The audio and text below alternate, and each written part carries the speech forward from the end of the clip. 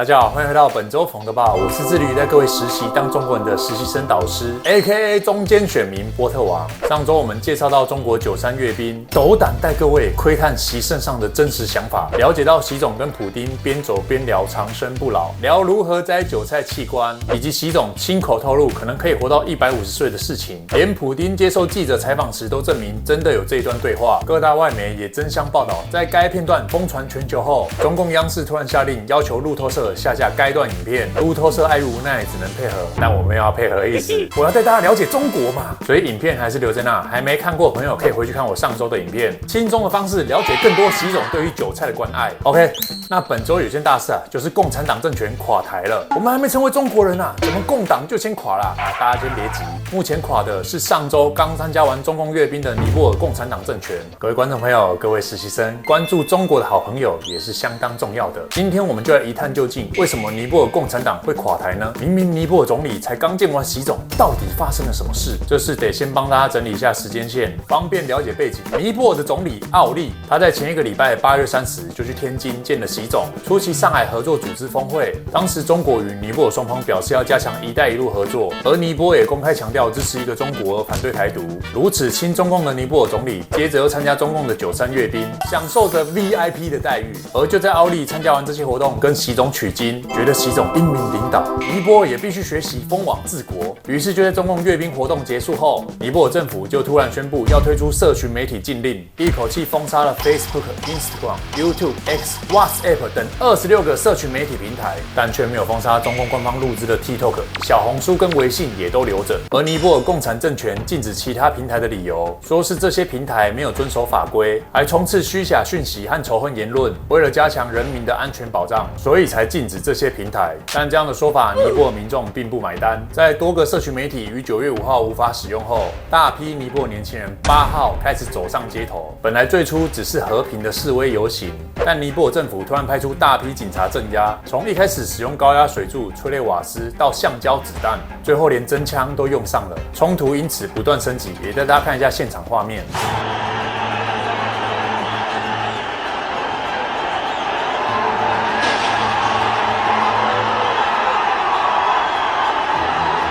碍于 YouTube 社群规定，其他一些有见血的画面就先不放，不然又要吃黄标啦。而这样的冲突造成至少30多人丧命，超过1000人受伤。尼泊尔共产政权长期贪腐，官二代还会炫富的情况下，本就已经让当地长期失业的民众相当不满。而这次封锁社群禁令更是火上添柴，让人民不满到极致，压力锅直接炸开。不少民众冲进共产党官员家中，将其痛殴。总统府、国会、最高法院等等也都遭到放火。还有示威的尼泊尔民众闯进后，发现里面挂着习总的照片，便将其烧毁。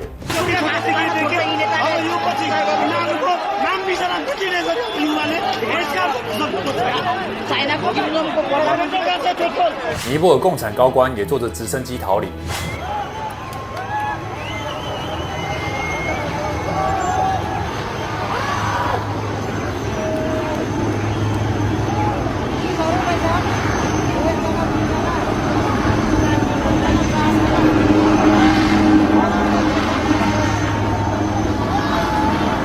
尼泊尔共产党党部也被焚烧，民众还爬上去撕掉垂着镰刀的旗帜。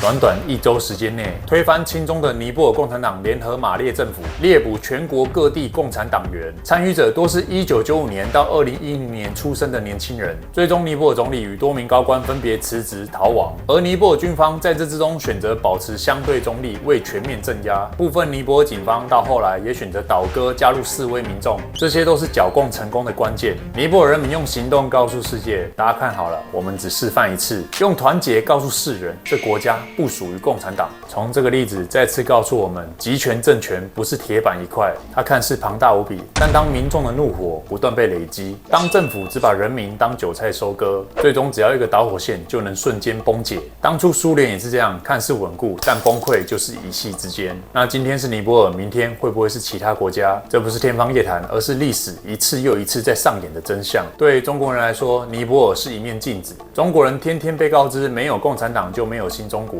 但看看尼泊尔，没有共产党才有新的尼泊尔，反而开始有了希望。而对于想成为中国人的台湾人来说，尼泊尔的例子也蛮值得借鉴的。第一批被清算的就是那些亲中的共产党员。那不知道大家对于这事件有何看法？欢迎影片下方留言分享。今天影片后半段带各位来看几则送头留言。第一则，传那个比中指的符号给我，这位阿伯就是太冲动了，你在外面随便比中指是会被人家揍的。让 Porter 老师为你弹奏一曲，听点音乐舒缓一下情绪。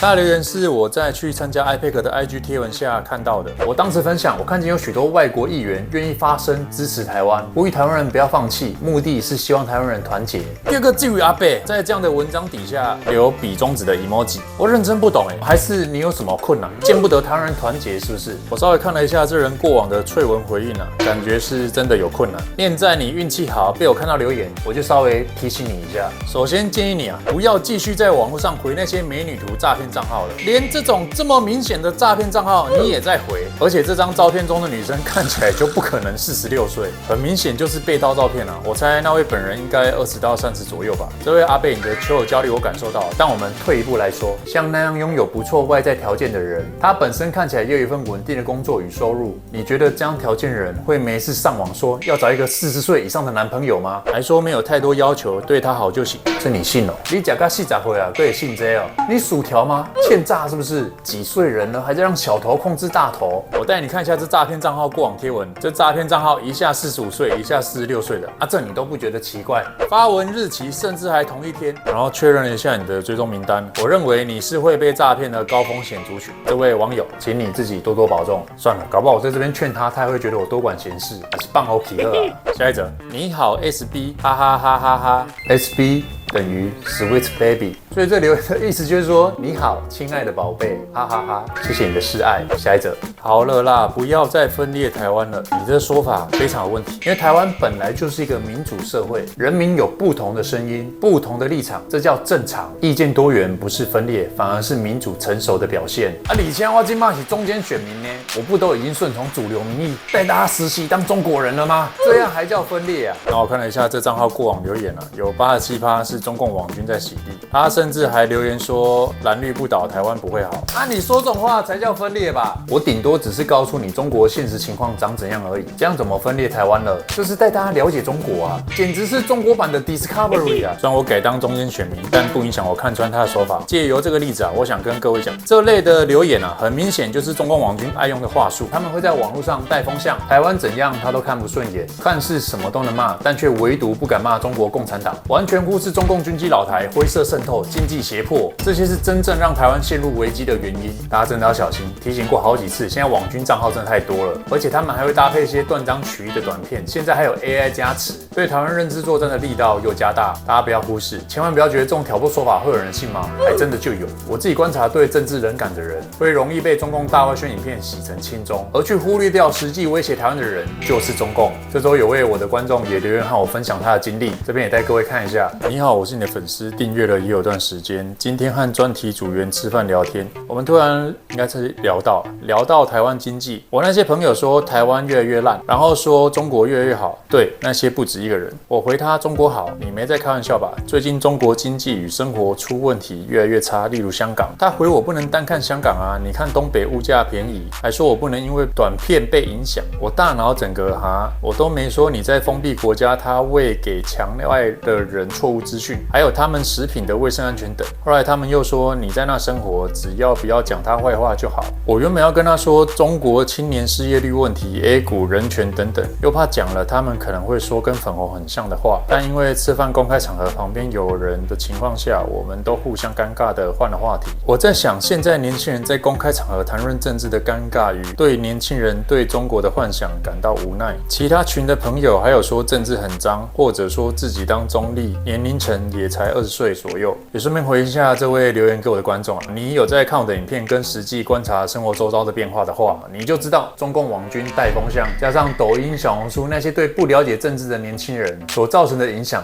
真的很成功，所以才会有这样的人出现，这不是个案。其他观众朋友也可以观察一下自己身边的情况，欢迎留言分享。但我必须说，在这时候不要用骂的，因为在现阶段我们已经输了。你去骂对方完全没有用，因为对方根本不听，只会觉得烦而已。各位，我们只能接着玩逆风局，换个方式反击，类似我现在在做的这样，你带他去了解他爱的中国。很多年轻人被短影音吸引，不是因为喜欢中共，而是觉得中国好像很方便，吃的东西好像很酷之类的。更是在这种时候，就是要去分享中国年轻人自己拍的吐槽短片，例如抱怨工时、内卷、找不到工作等等，会比较有机会让他觉得这是他们中国人自己在讲，不是我们这种中共眼中的反贼在说教啊。中共病毒染上是需要时间排毒的，不能急啊。像是喜欢动漫的人，你就让他看这动漫在中国有没有被禁，或是女主角的衣服有没有被和谐到乳沟看不见之类的。中国很常做这种事啊，以及有没有人因为 cos 该动漫角色而被说辱华，然后欺负你的，这些都是切入的角度，从对方在意的事情去讲。看一些中共不想让人讨论、不想让人看的，让那些觉得当中国人好像不错的，先实习看一下中国实际生活，看看薪水，看看上班工时，看看城管如何对中国人，看看言论如何被限制，同时善用比较法。台湾人能上街骂政府，你不会被迫害消失，但中国人光是上访而已就被迫害了，必须让被中共大陆圈骗到的自己去反思，剩下的就看台湾人的智慧跟命运了。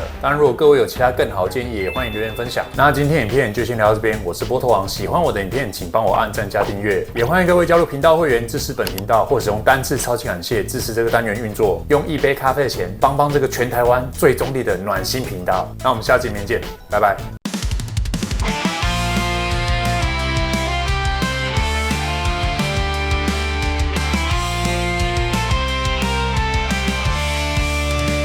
美酒松瓜。